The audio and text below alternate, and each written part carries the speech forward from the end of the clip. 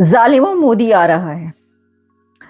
India की एक और खबर है कि एक न्यू एयरक्राफ्ट कैरियर अपनी फ्लीट में शामिल किया गया है to counter China. India is now set to add another indigenous aircraft carrier to its fleet, and it will be worth almost $4.8 billion. देखिए, ये करीब 45,000 टन का है। इसके पहले वाला भी था, वो भी 45,000 टन का था। तो मुझे ऐसा लगता है कि इंडियन नेवी को और सशक्त करने की ज़रूरत है और मजबूत करने की ज़रूरत है, कि एक तो ये कि जालिमों मोदी आ रहा है, और दूसरा ये कि वो बच्चों को कहा जाए आप सो जाओ, नहीं तो मोदी आ जाएगा। It seeks to counter China's naval presence in the Indian Ocean region.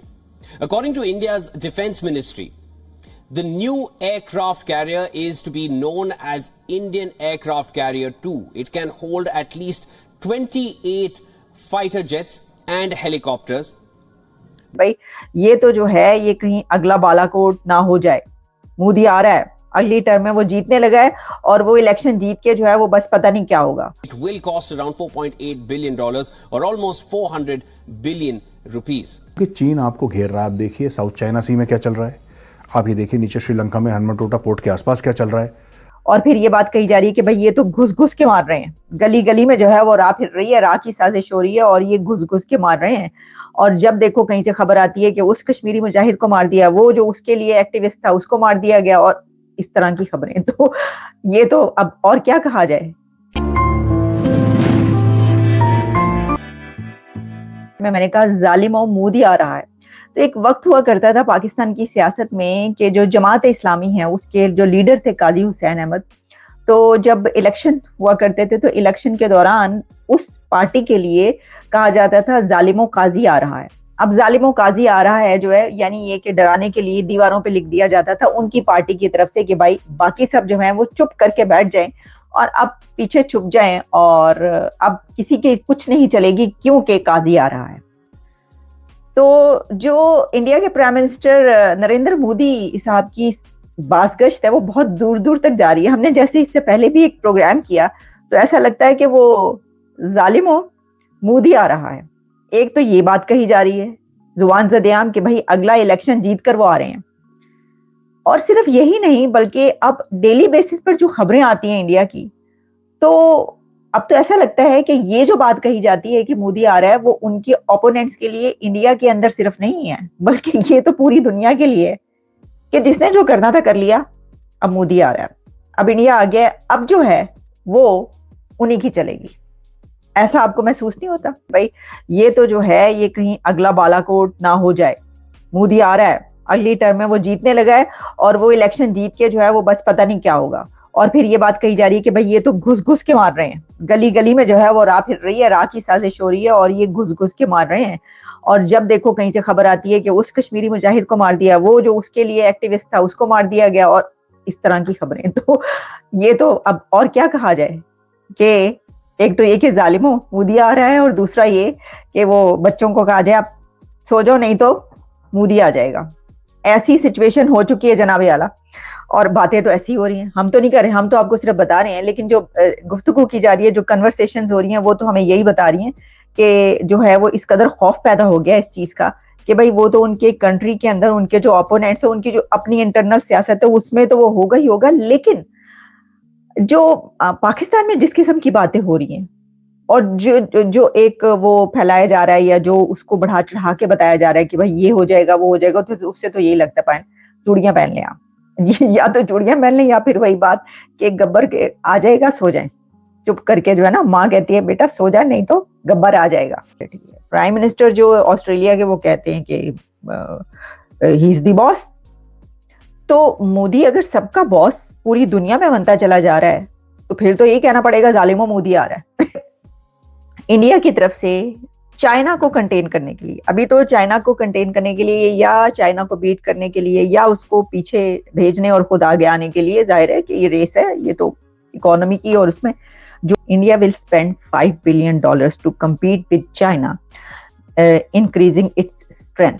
ये कौन सी स्ट्रेंथ है? ये नेवल स्ट्रेंथ की बात हो रही है। इसकी वजह ये है कि $5 billion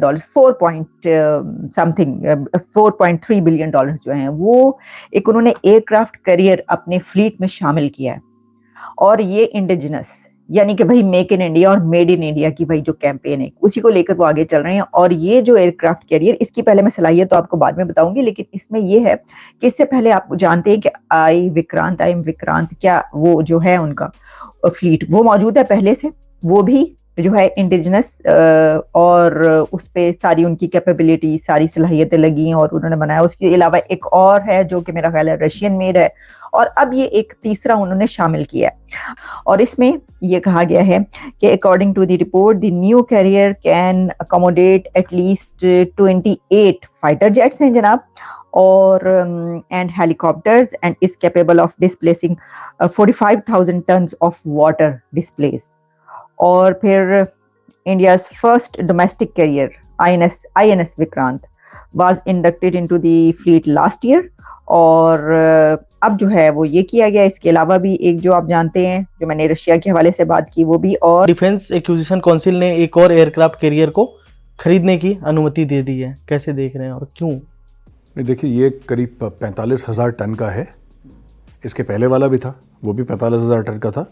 तो मुझे ऐसा लगता है कि इंडियन नेवी को और सशक्त करने की ज़रूरत है और मजबूत करने की ज़रूरत है, क्योंकि चीन आपको घेर रहा है। आप देखिए साउथ चाइना सी में क्या चल रहा है, आप ये देखिए नीचे श्रीलंका में हनुमानटोटा पोर्ट के आसपास क्या चल रहा है, आप देखिए पाकिस्तान में गवादर में क्या चल रहा है, आप ऊपर देखिए जो बेल्ट एंड रोड इनिशिएटिव है चीन का, ऊपर से अगर आप देखेंगे भारत के ऊपर बेल्ट एंड रोड इनिशिएटिव पूरा जो चल रहा है वो क्या चल रहा है। तो ये सब देखते हुए आपको एक स्ट्रॉन्ग नेवी चाहिए। मैं प्रेम आपको बात बताता हूँ ना कि ट्रेडिशनली हमने अपनी नेवी को बहुत इग्नोर करा है। पोस्ट इंडिपेंडेंट इंडियन नेवी, अंग्रेज़ों ने जो भारत पे कब्ज़ा करा था, अवैध आए थे एज एन इन्वेडर, वो सारे के सारे देखिए जो बड़े बड़े ऐसी चीज़ें हुई हैं ना, वो बाय सी हुई हैं। अंग्रेज़ समुद्र के रास्ते में आए थे। अमेरिका का जो पता लगा, वो कोलंबस भारत ढूंढने आया था, फिर वो अमेरिका चला गया, वो भी समुद्र से। तो एक बात हमें समझनी होगी कि इस पृथ्वी का 2/3 of this earth is water. It's covered with water, and when it's covered with water, अगर आप समुद्र में मजबूत हैं तो आप फिर हर जगह मजबूत हैं। लेकिन हमारे पूर्वज हमें समझाते आए हैं कि भाई समुद्रों को अगर तुम इग्नोर करोगे तो फिर समुद्र तुम्हें इग्नोर। चाइना के मुकाबले अगर कंपैरिजन करें भारतीय नौसेना की, कितनी सशक्त देख रहे हैं, और पाकिस्तान को इन सब के बीच में कहाँ देख रहे हैं? नहीं, पाकिस्तान का तो बेड़ा ही गर्क है। पाकिस्तान तो has some fishing boats. I don't even think Pakistan as a navy, मतलब nobody is heard of the Pakistan navy. It's nothing, they don't even have a destroyer. कुछ फ्रिगेट्स हैं इनके पास, I think they have some fishing boats, वो मछली मारते होंगे और तो कुछ करते नहीं Pakistani navy. Chinese navy numerically is the largest navy in the world, numerically, लेकिन वो नंबर ऑफ शिप्स की वजह से डिस्प्लेसमेंट अमेरिका की मैक्सिमम है। 11 या 12 तो न्यूक्लियर पावर्ड एयरक्राफ्ट कैरियर है अमेरिका के पास। तो अमेरिका का तो गेम अलग है, बिल्कुल गेम अलग है। चाइना के पास जहाज ज़्यादा हैं, लेकिन डिस्प्लेसमेंट जो है वो अमेरिका का ज़्यादा है। Ability of America to stay at the sea and influence battle America का बहुत ज़्यादा है।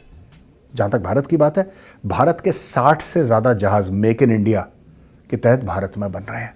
तो इंडियन नेवी रैंप अप हो रही है यार, it's ramping up like crazy. जो इंडियन नेवी के लिए काम आज की तारीख में चल रहा है, जब से भारत आज़ाद हुआ है, जब से स्वतंत्र हुआ है, तब से उस लेवल का काम तो मैंने नहीं देखा, ना मैंने सुना उसके बारे में, ना मैंने पढ़ा। ये अलग लेवल पे काम हो रहा है इंडियन नेवी का। 60 ships are being built, more than 60 actually, not 60, 60 से ज़्यादा पानी के जहाज बन रहे हैं इंडियन नेवी के लिए आज की तारीख में। आप और मैं बैठ के बात कर रहे हैं। अब पाकिस्तान इन सबके बीच में टिकता भी नहीं है, वो बेड़ा ही करके उसकी नेवी है ही नहीं। पता नहीं क्यों वो नेवल चीफ बना रखा है उन्होंने। पाकिस्तान देखिए जो भी दिया है चीन ने दिया है, चीन के बलबूते पर फुदक रहा है, पाकिस्तान का खुद का कुछ नहीं है।